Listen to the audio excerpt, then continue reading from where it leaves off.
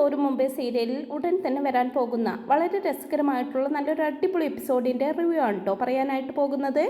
ഇന്ന് ബാലചന്ദ്ര മേനോൻ വൈജയന്തിയെ കുടുംബാംഗങ്ങൾക്ക് മുമ്പിൽ വിസ്തരിക്കുന്ന ദിവസമാണ്. ബാലചന്ദ്ര മേനോൻ പതിവിലും വൈകിയാണ് ഉണർന്നത്. 8 മണി കഴിഞ്ഞിട്ടുണ്ടായിരുന്നു. ഇന്നലെ രാത്രി കുറേ മദ്യപിച്ചു. ഹൃദയം നിന്നു പോകുമെങ്കിൽ പോയിക്കോട്ടെ എന്ന് കരുതി 2-3 പെഗ് കൂടുതൽ കഴിച്ചു. എണീറ്റ പാടെ ബുദ്ധി മന്ദിച്ചതുപോലെ കിടക്കയിൽ തന്നെ കുറച്ചു നേരം ഇരുന്നു. 10 മണിക്ക് കൊല്ലപ്പള്ളിയിലെത്തേണ്ടതാണ്. എന്തോ ഒരു ഉൾപ്പേടി. ശിക്ഷ വിധിക്കാൻ പോകുന്ന ന്യായാധിപന് ശിക്ഷിക്കപ്പെടാനിരിക്കുന്ന കൊല്ലപ്പള്ളിയുടെ ആദിയും പാരവശ്യവും. ഒരു നിമിഷം ഒന്നും വേണ്ടായിരുന്നുവെന്ന് ബാലചന്ദ്രന് തോന്നി. പോകണോ വേണ്ടയോ? ആരും വിളിച്ചില്ല ഇതുവരെ. ആരുമില്ലേ തനിക്ക്? അങ്ങനെ മനസ്സ് ചത്തിരിക്കുമ്പോഴാണ് അലീനയുടെ ഫോൺ കോൾ വരുന്നത്. ബാലചന്ദ്ര മേനോൻ ഫോൺ അറ്റൻഡ് ചെയ്യുന്നുണ്ട്. ഇന്നത്തോടെ മറ്റുള്ളവരുടെ മുമ്പിൽ ഞാനൊരു സീറോ ആവുകയാണ്. അല്ലെങ്കിലും എൻ്റെ മനസ്സിൽ ഞാൻ എപ്പോഴോ ഒരു ബിഗ് സീറോ ആണ്. ജയിക്കുന്നവനെ ജനങ്ങൾ വിളിക്കേണ്ടത് ഹീറോ എന്നാണല്ലോ. എന്നെ സംബന്ധിച്ച് മാത്രം അതൊരു വിരോധാഭാസം. അച്ഛനപ്പോൾ പോകുന്നില്ലെന്നാണോ പറഞ്ഞു വരുന്നതെന്ന് ചോദിക്കുന്ന അലീനയോട് പോകും, പോകാതിരിക്കാൻ പറ്റില്ല. എനിക്കൊരു വിധി വേണം. പക്ഷെ ഒന്നിനും ഒരു അർത്ഥവും ഇല്ലെന്ന് തോന്നുന്നു. ഇത് കഴിഞ്ഞിട്ടുള്ള എൻ്റെ ജീവിതം ഞാൻ കാണുന്നുണ്ട്. പ്രായം ചെന്ന് രോമം കൊഴിഞ്ഞ് ചാവാറായ പട്ടികൾ ഈച്ചയാട്ടി വെയിലും കൊണ്ട് കിടക്കുന്നത് പോലെ എന്നൊക്കെ ബാലചന്ദ്രൻ പറയുമ്പോൾ അച്ഛൻ ധൈര്യമായിട്ടിരിക്കണം. കൊല്ലപ്പള്ളിക്ക് പോകുന്നെങ്കിൽ അത് മനസ്സാക്ഷി കുത്തില്ലാതെ ആയിരിക്കണം, അല്ലെങ്കിൽ പോകരുത്. എൻ്റെ മനസ്സാക്ഷി കുത്താണ് എന്നെ അങ്ങോട്ട് തള്ളിവിടുന്നത്. മറുവശത്ത് അല്പനേരത്തെ മൗനം. അലീനയ്ക്ക് എന്തോ പറയാനുണ്ടെന്ന് ബാലചന്ദ്ര മേനോൻ ഊഹിച്ചു. അല്പസമയത്തിനകം അലീന വിളിക്കുന്നുണ്ട്. അച്ഛാ, എന്താണെങ്കിലും പറഞ്ഞോ എന്ന് ബാലചന്ദ്രൻ പറയുമ്പോൾ എന്നെക്കുറിച്ച് വെളിപ്പെടുത്തണോ എന്ന് അച്ഛൻ ഒരിക്കൽ കൂടി ആലോചിക്കണം. വേണ്ട, പുതിയ നിബന്ധനകളൊന്നും വേണ്ട. താഴാവുന്നതിൻ്റെ അങ്ങേയറ്റം അടിത്തട്ടിൽ വന്ന് നിൽക്കുകയാണ് ഞാൻ. ബാലചന്ദ്ര മേനോൻ അല്പം പരുഷമായിട്ട് തന്നെ പറഞ്ഞു. നിബന്ധനയല്ല അച്ഛാ, അപേക്ഷയാ. പപ്പയും അമ്മയും തമ്മിലുണ്ടായിരുന്ന ബന്ധത്തെപ്പറ്റി പറയുന്നത് തന്നെ അമ്മയ്ക്ക് താങ്ങാൻ പറ്റാത്ത ഷോക്കായിരിക്കും. തോറ്റു തകർന്ന് നിലത്ത് വീണ് കിടക്കുന്നയാളെ പിന്നെയും നീ ഫോൺ വെച്ചിട്ട് പോ അലീന. അല്ലെങ്കിലും എനിക്കറിയാം വൈജയന്തിക്ക് എന്ത് സംഭവിക്കും എന്നതിലാണ് എല്ലാവർക്കും ഉത്കണ്ഠ. നിങ്ങൾ അമ്മയും മക്കളും ചർച്ചക്കാരും ഒരു പക്ഷം, എതിർപക്ഷത്ത് ഞാൻ ഒറ്റയാൻ. നടക്കട്ടെ.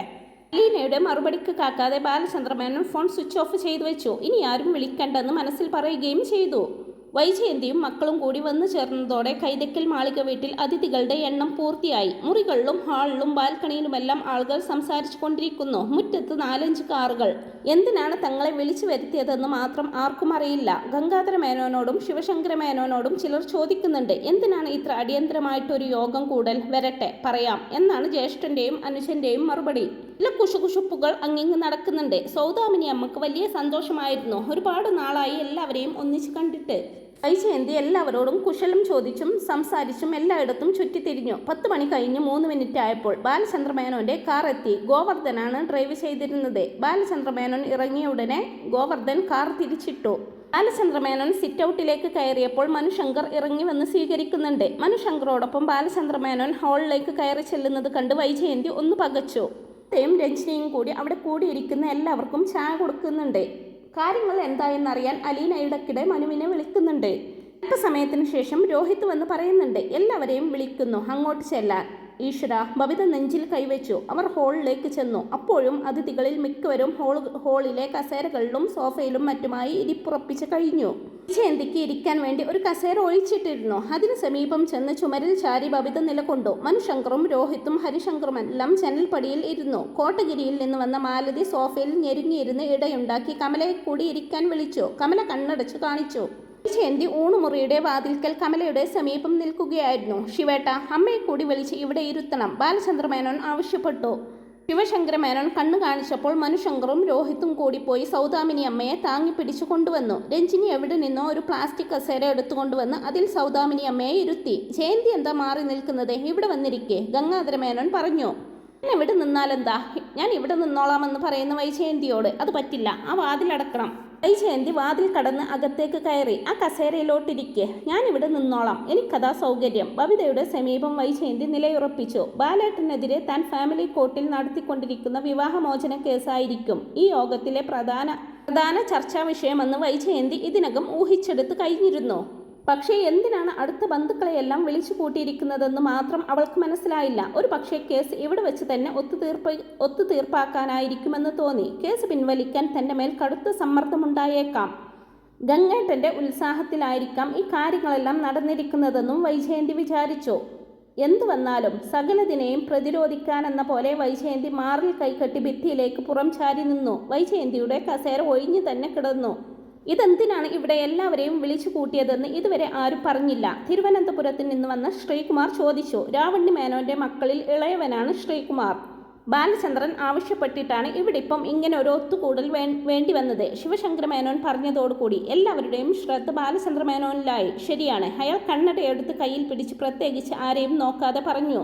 എനിക്ക് ചില കാര്യങ്ങൾ നിങ്ങളോട് പറയാനുണ്ട്. വളരെ മുമ്പ് തന്നെ പറയേണ്ടതായിരുന്നു. പക്ഷെ ഇപ്പോഴാണ് സമയവും സന്ദർഭവും ഒത്തുവന്നത്. മനുശങ്കറും ബബിതയും രോഹിത്തും ബാലചന്ദ്ര മേനോന്റെ മുഖത്തേക്ക് നോക്കി വീർപ്പടക്കി നിന്നു. വൈജയന്തി എനിക്കെതിരെ ഫാമിലി കോർട്ടിൽ ഡിവോഴ്സിന് കേസ് കൊടുത്തിരിക്കുന്ന വിവരം നിങ്ങൾക്കെല്ലാവർക്കും അറിയാമെന്നാണ് എൻ്റെ വിശ്വാസം. അറിയാത്തവർ ആരെങ്കിലും ഉണ്ടെങ്കിൽ ഇപ്പോഴേ അറിയുക. ഞങ്ങളുടെ വിവാഹത്തിൽ സംബന്ധിച്ചവരാണ് ഇവിടെ കൂടിയിരിക്കുന്നവരിൽ അധികം പേരും. ബാലചന്ദ്ര മേനോനാണ് ഈ കുടുംബയോഗത്തിന്റെ സൂത്രധാരനെന്നും സ്വന്തം ഭാഗം ന്യായീകരിക്കുകയാണ് ലക്ഷ്യമെന്നും കണ്ടതോടെ വൈജയന്തി യുദ്ധസന്നദ്ധയായി. എന്തുകൊണ്ടാണ് ഞാൻ ഡിവോഴ്സിന് പോയതെന്നു കൂടി എല്ലാവരും അറിയണമെന്ന് പറയുവാണ് വൈജയന്തി. ഇപ്പോൾ സംസാരിക്കരുത്, ബാലചന്ദ്ര മേനോൻ വൈജയന്തിയോട് പറഞ്ഞു. നിനക്ക് സംസാരിക്കാൻ അവസരം തരും, അപ്പോൾ സംസാരിക്കാതിരിക്കുകയുമരുത്.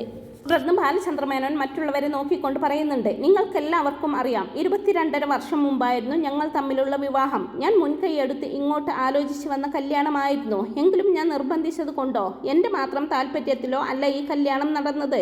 അങ്ങനെ ഒരാളുടെ മാത്രം താല്പര്യത്തിൽ ഒരു കല്യാണം നടത്താൻ സാധ്യമല്ലെന്ന് നിങ്ങൾക്കെല്ലാവർക്കും അറിയാം. വൈജയന്തിയെ കല്യാണം കഴിക്കുന്നതിൽ എനിക്കുണ്ടായിരുന്ന ഏക താല്പര്യം ഞാൻ എൻ്റെ ചെറിയ പ്രായത്തിൽ തന്നെ അവളെ ഇഷ്ടപ്പെട്ടിരുന്നു എന്നതാണ്. അതൊക്കെ ഇവിടെ പലർക്കും അറിയാവുന്ന കഥയായതുകൊണ്ട് ഞാൻ ആവർത്തിക്കുന്നില്ല.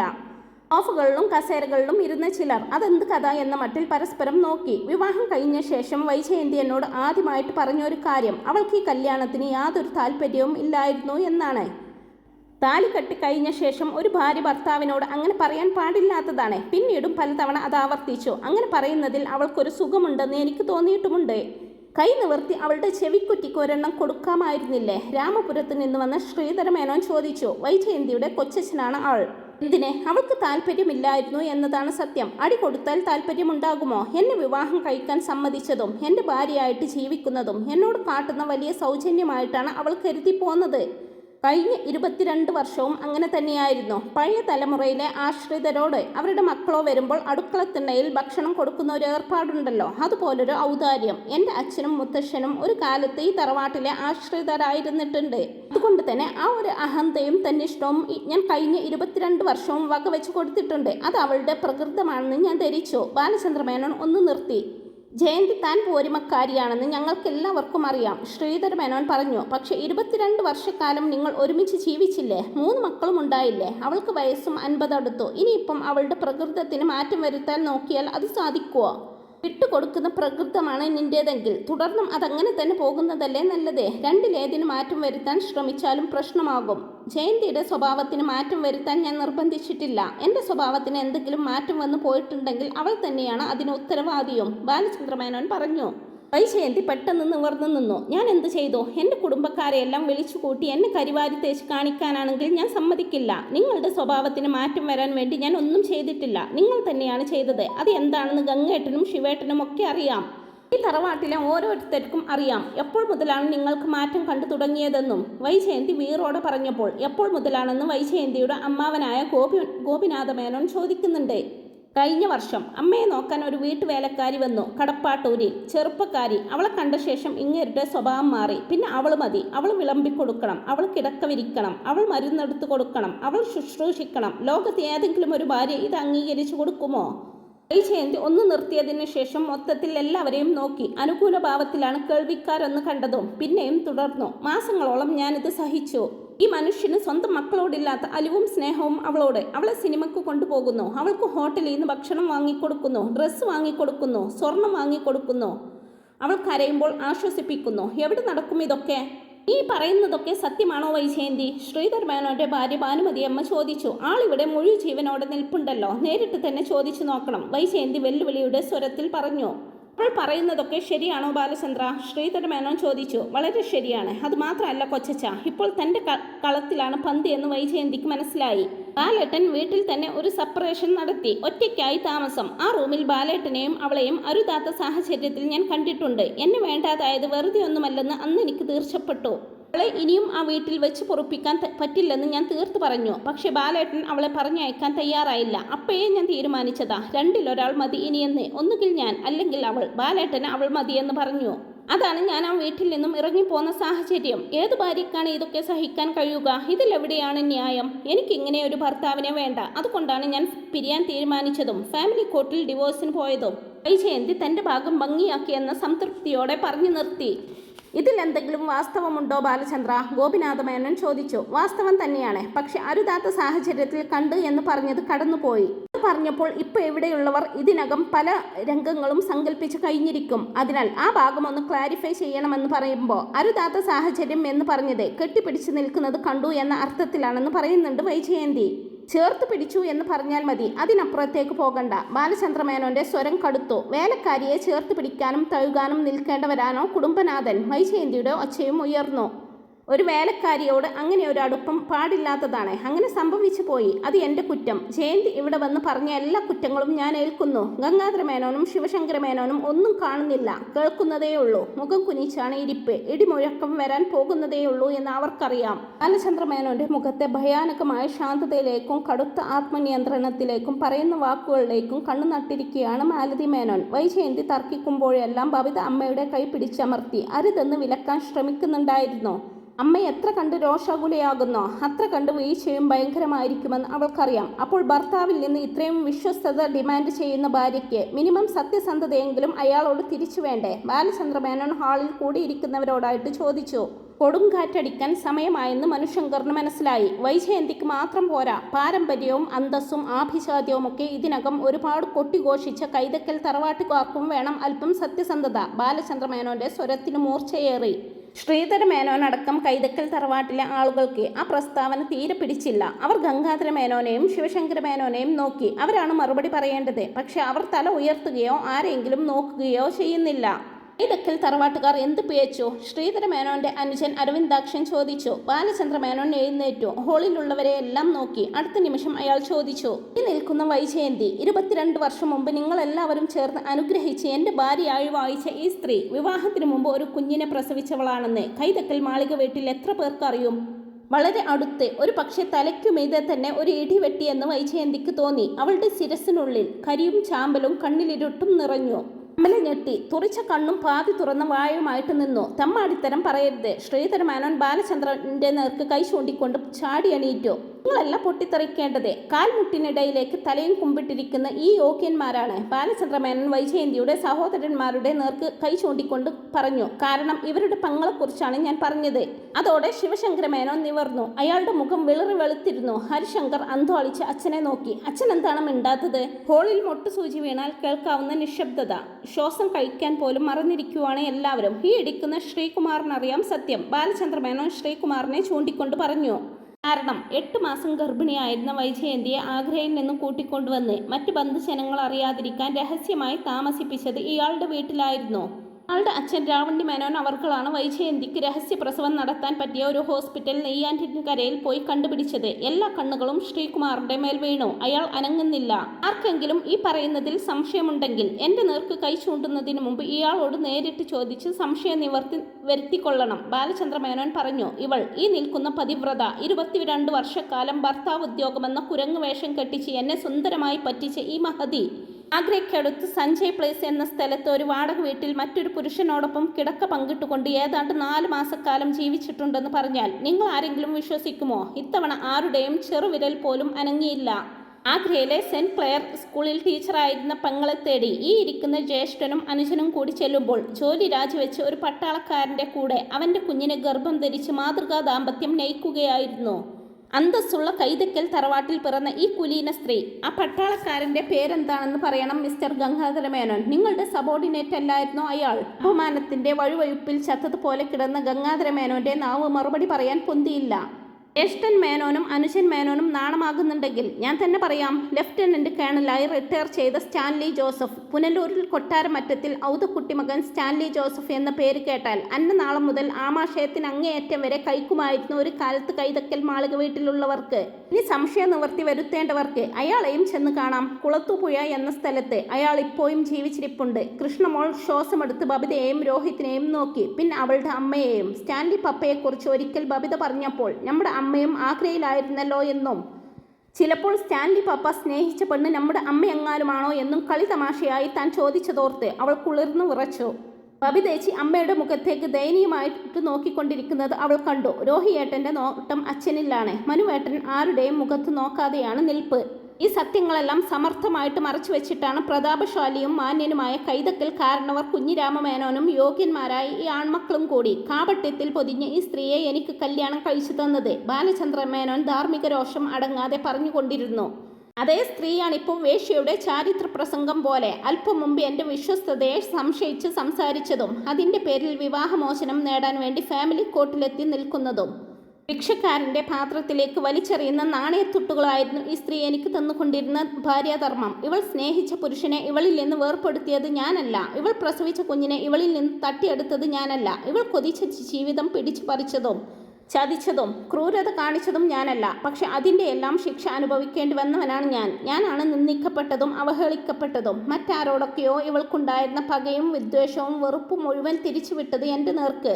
ബാലചന്ദ്രമേനോൻ മാനസികമായി ഉത്തേജനാധിക്യത്തിൽ കിതയ്ക്കുന്നുണ്ടായിരുന്നു. 24 വർഷം മുമ്പ് സംഭവിച്ച ഒരു തെറ്റ് മറക്കാനും പൊറുക്കാനും കഴിയില്ലേ എന്ന് നിങ്ങളുടെയൊക്കെ ഉള്ളിലൊരു ചോദ്യമുണ്ടാകാം. ഇതിനും ഞാൻ മറുപടി പറയാം. മറക്കാനും പൊറുക്കാനും കഴിയുമായിരുന്നു എനിക്ക്. ഭാര്യ എന്ന നിലയിൽ ഒരു അല്പവിധേയത്വം അവൾക്ക് എന്നോടുണ്ടായിരുന്നുവെങ്കിൽ, തകർന്ന് താഴ്ക്കിടന്നവളെ കൈപിടിച്ചുയർത്തി ജീവിതം കൊടുത്തവൻ എന്ന നിലയിൽ ഒരല്പം നന്ദിയും കൂറും എന്നോട് കാണിച്ചിരുന്നുവെങ്കിൽ, അവളുടെ ഇഷ്ടാനിഷ്ടങ്ങൾക്ക് വില കൽപ്പിച്ചവൻ എന്ന നിലയിൽ ഒരല്പം സ്നേഹം എൻ്റെ അടുത്ത് പ്രകടിപ്പിച്ചിരുന്നുവെങ്കിൽ, പകരം ധാർഷ്ട്യവും അഹന്തയും പുച്ഛവും നിന്ദയുമാണ് അവൾ എനിക്ക് വിളമ്പിയത്. ഇപ്പോൾ ഞാനത് ഒട്ടും കുറയാതെ അതേ അളവിൽ അവൾക്ക് തിരിച്ചു കൊടുക്കുന്നു. ചന്ദ്രമേനോൻ കിതപ്പാറാനെന്നോണം ഒരു നിമിഷം നിർത്തി ദീർഘശ്വാസമെടുത്തു. ഇത് പറയാൻ ഒരവസരം എന്നെങ്കിലും കിട്ടുമെന്ന് എനിക്കറിയാമായിരുന്നു. കഴിഞ്ഞ 1 വർഷമായി എൻ്റെ മനസ്സിൽ കിടന്ന് ഇത് തിളച്ചു മറിയുന്നുണ്ടായിരുന്നു. കോടതിയിൽ വെച്ച് തന്നെ ഇത് പറയണമെന്ന് ഞാൻ ആഗ്രഹിച്ചു. പക്ഷെ അലീന വന്ന് അരുതേ എന്ന് അപേക്ഷിച്ചത് കൊണ്ട് മാത്രം ഞാനിത് ഒരു കുടുംബ സദസ്സിലേക്ക് ഒതുക്കുന്നു. അയാൾ വൈജയന്തിയെ നോക്കി. അവൾ ചുരുങ്ങി ചെറുതായി പോയിരിക്കുന്നുവെന്ന് അയാൾക്ക് തോന്നി. അവളുടെ മുഖത്ത് രക്തമയമില്ല.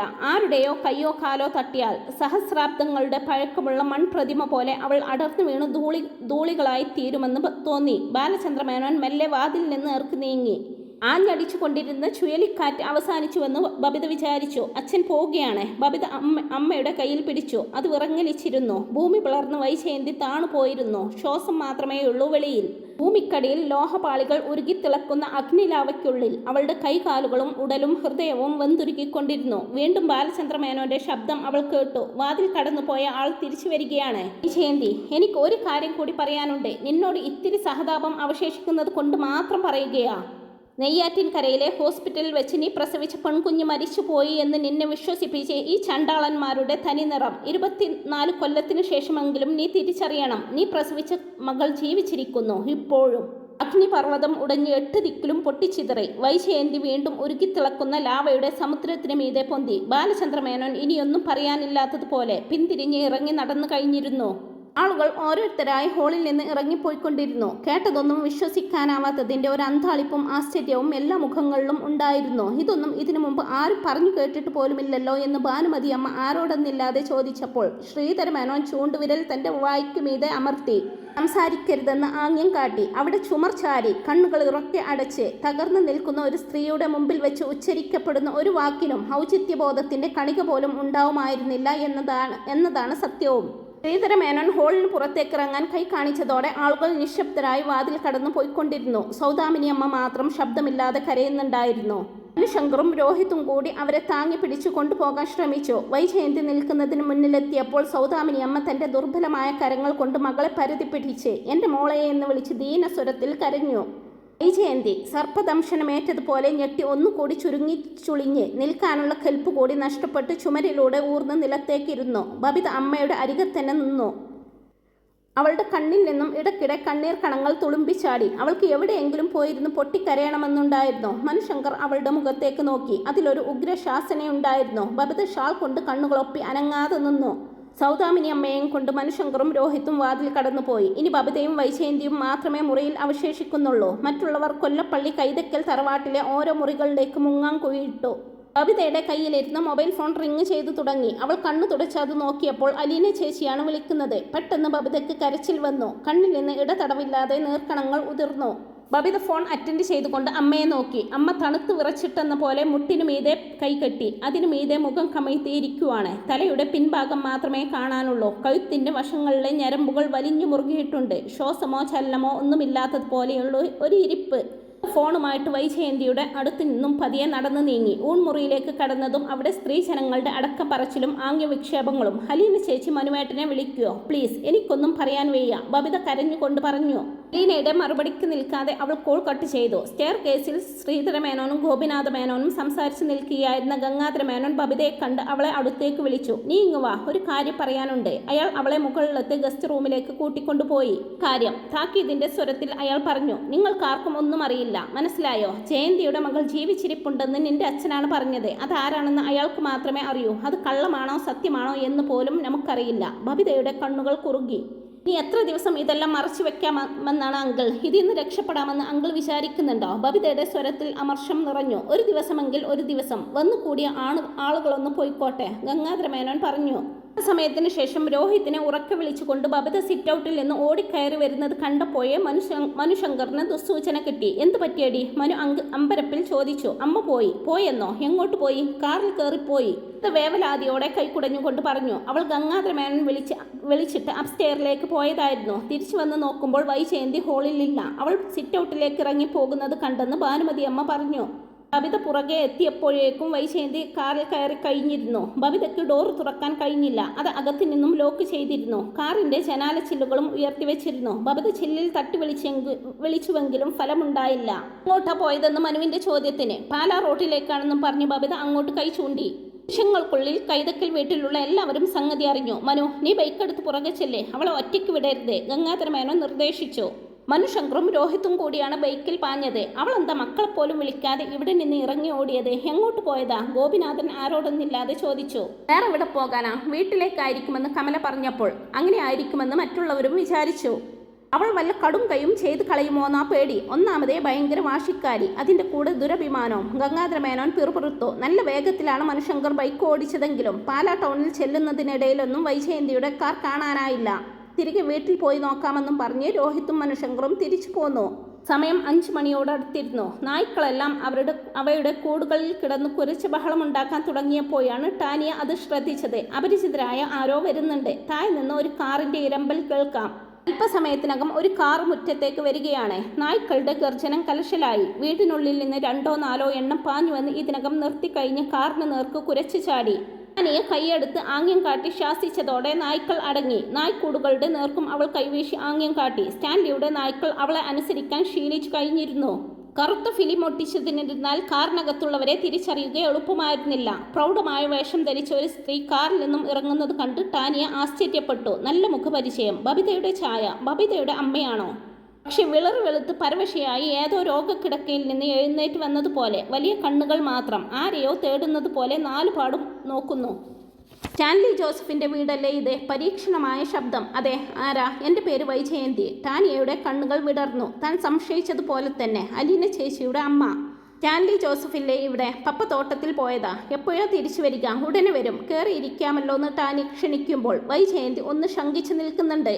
ബബിതയുടെ അമ്മയല്ലേ? എനിക്ക് കണ്ടപ്പോഴേ തോന്നി. വാ, കയറിയിരിക്കുക. ഇപ്പോഴാണ് എൽസമ്മയ്ക്ക് ആളെ ശരിക്കും പിടികിട്ടിയത്. തൻ്റെ ജീവിതത്തിന് മേൽ കരിനിഴൽ വീഴ്ത്തിയ പ്രതിയോഗിയെ എന്ന പോലെ എൽസമ്മ വൈജയന്തിയെ നോക്കി. വേണ്ട, ഇരിക്കുന്നില്ല. തോട്ടം ഇവിടെ അടുത്താണോ? ഇവിടെ നിന്ന് കുറച്ച് ദൂരമേ ഉള്ളൂ. അങ്ങോട്ട് പോകണമെങ്കിൽ ഞാൻ വഴി പറഞ്ഞു തരാം. ടാനിയ പപ്പയുടെ തോട്ടത്തിലേക്കുള്ള വഴി പറഞ്ഞു കൊടുത്തു. പപ്പയുടേത് ഒരു മിലിറ്ററി ജീപ്പാ. കണ്ടാൽ തിരിച്ചറിയാം. അലീന ചേച്ചിയെ വിളിക്കണോ? ടാനിയ അലീനയെ വിളിക്കാൻ വേണ്ടി തിരിഞ്ഞതും സിറ്റ് ഔട്ടിലേക്കുള്ള വാതിലിൽ അലീന നിൽക്കുന്നത് കാണാനായി.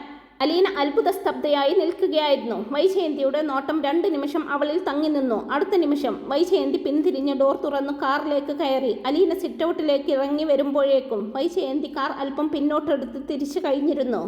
അലീന കാറിന് പിന്നിലേക്ക് ഓടി വന്നെങ്കിലും കാർ അപ്പോഴേക്കും നീങ്ങി തുടങ്ങിയിരുന്നു. പപ്പയെ കാണാൻ വന്നതാ, ടാനിയ അവളോട് പറഞ്ഞു. ഭയങ്കര തിടുക്കത്തിലാ, ഞാൻ തോട്ടത്തിലേക്കുള്ള വഴി പറഞ്ഞു കൊടുത്തിട്ടുണ്ട്. അലീനയുടെ മുഖം ചുവന്നു തുടുത്തു, ഹൃദയം ത്രസിച്ചു വിങ്ങി. ഇപ്പോൾ പൊട്ടുമെന്ന് തോന്നി. അവൾ ഉടൻ തന്നെ മൊബൈൽ ഫോണിൽ സ്റ്റാൻലിയെ വിളിച്ചു. കോൾ കിട്ടിയ ഉടൻ ചോദിച്ചു, പപ്പ എവിടെയാ? ഞാൻ അങ്ങോട്ട് വന്നുകൊണ്ടിരിക്കുന്നു. പപ്പയെ അന്വേഷിച്ച് അമ്മ വരുന്നുണ്ട്. ആരെ?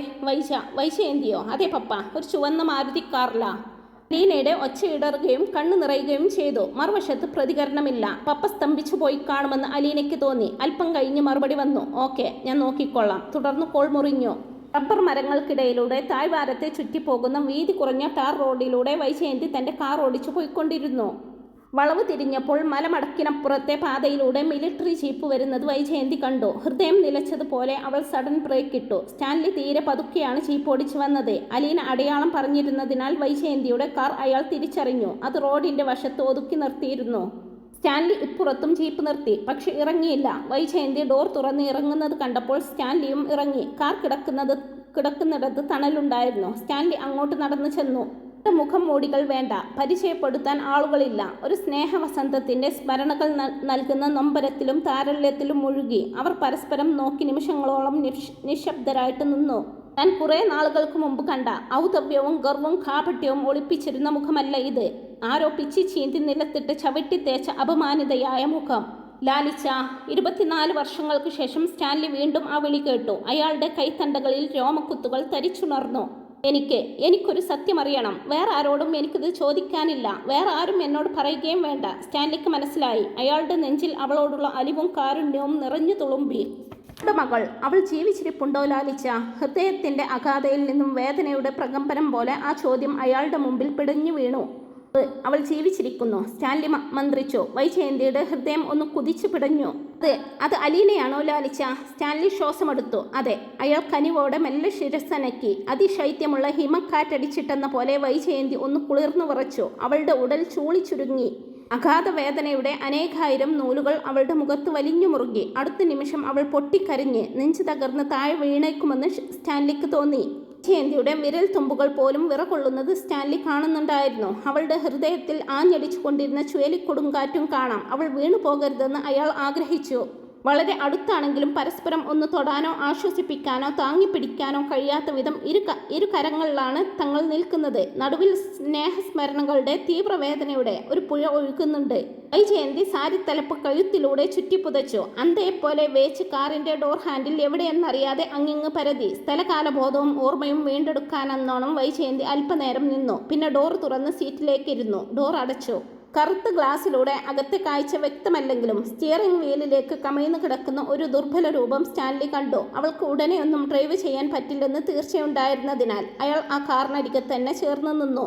കാറിന് മീതെ തന്റെ ഇടത് കൈത്തലം വെച്ചു. സമയം കടന്നുപോയിക്കൊണ്ടിരുന്നു. എത്ര നേരം നിന്നുവെന്ന് അയാൾക്കറിയില്ല. എത്ര നേരം വേണമെങ്കിലും അങ്ങനെ നിൽക്കാൻ സ്റ്റാൻലിക്ക് കഴിയുമായിരുന്നു. എപ്പോഴോ കാർ സ്റ്റാർട്ടായപ്പോൾ അയാൾ കാറിന് മീതെ നിന്നും കൈയെടുത്തു. കാറിന്റെ ചില്ല് താന്നു. വൈജയന്തി അയാളുടെ നേർക്ക് നോക്കി. അയാളുടെ മുഖത്ത്, കണ്ണുകളിൽ തകർന്ന ദയനീയമായ വേദനയിൽ കുതിർന്ന ഒരു പുഞ്ചിരിയുണ്ടായിരുന്നു. ഒരു യാത്രാമൊഴിയായിരുന്നു. അതിൽ സ്നേഹം വറ്റിപ്പോയൊരു നദിയും കൃതജ്ഞത വരണ്ടു കിടക്കുന്ന ഒരു മരുഭൂമിയും അയാൾ കണ്ടു. കറുത്ത ചില്ലുയർന്ന് അത് മറഞ്ഞു. കാറിന്റെ ചക്രങ്ങൾ മെല്ലെ ഉരുണ്ടു. അത് പോയിക്കൊണ്ടിരുന്നു. കണ്ണിൽ നിന്നും കാർ മറഞ്ഞിട്ടും ആ കാഴ്ച മായാതെ സ്റ്റാൻലി വീണ്ടും അവിടെ തന്നെ നിന്നു. അപ്പോൾ ഇങ്ങനെയൊക്കെയുള്ള നല്ല അടിപൊളി ത്രില്ലിംഗ് ആയിട്ടുള്ള എപ്പിസോഡുകളാണ് മഴത്തോരും മുംബൈയിൽ ഇനി വരാനായിട്ട് പോകുന്നത്. ഈ ഒരു റിവ്യൂ ഇത്രയേ ഉള്ളൂ. ഇതിൻ്റെ ബാക്കി വിശേഷങ്ങൾ ഉടനെ തന്നെ അപ്ലോഡ് ചെയ്യുന്നതാണ്. അപ്പോൾ ഈ ഒരു റിവ്യൂ ഇഷ്ടമായിട്ടുണ്ടെങ്കിൽ ഇതിൻ്റെ ബാക്കി ഇനിയും വേണമെന്നുണ്ടെങ്കിൽ ഈ ഒരു വീഡിയോ ലൈക്ക് ചെയ്തും ഹൈപ്പ് ചെയ്തും കൂടെ തന്നെ സബ്സ്ക്രൈബ് ചെയ്തും സപ്പോർട്ട് ചെയ്യണേ. Thanks for watching my video.